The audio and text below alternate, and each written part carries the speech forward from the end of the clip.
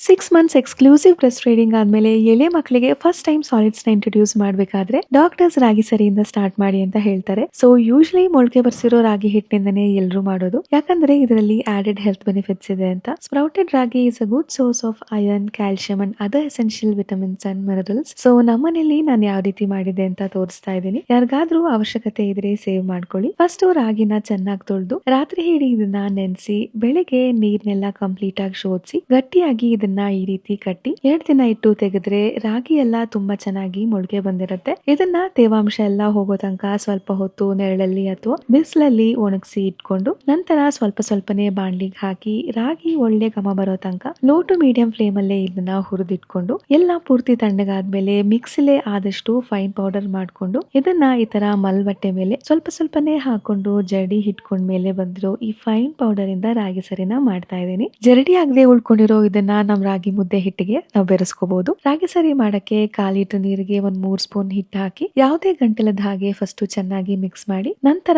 Low flame ಅಲ್ಲಿ ಕೈ ಬಿಡದೆ ಈ ತರ ಗಟ್ಟಿ ಆಗೋ ತನಕ ಚೆನ್ನಾಗಿ ತಿರುವಿ ಈ ಕನ್ಸಿಸ್ಟೆನ್ಸಿ ಬರೋ ತನಕ ಇದನ್ನ ಮಾಡ್ಕೊಂಡು ಸ್ವಲ್ಪ ತಣ್ಣಗಾದ್ಮೇಲೆ ಬೌಲ್ಗೆ ಹಾಕಿದ್ರೆ ಈ ತರ ಬರುತ್ತೆ. ಈ ಹಿಟ್ಟನ್ನ 20 ರಿಂದ 30 ದಿನಗಳ ಕಾಲ ಏರ್ ಟೈಟ್ ಕಂಟೈನರ್ ಅಲ್ಲಿ ಸ್ಟೋರ್ ಮಾಡಿ ಕೂಡ ಇಟ್ಕೋಬಹುದು.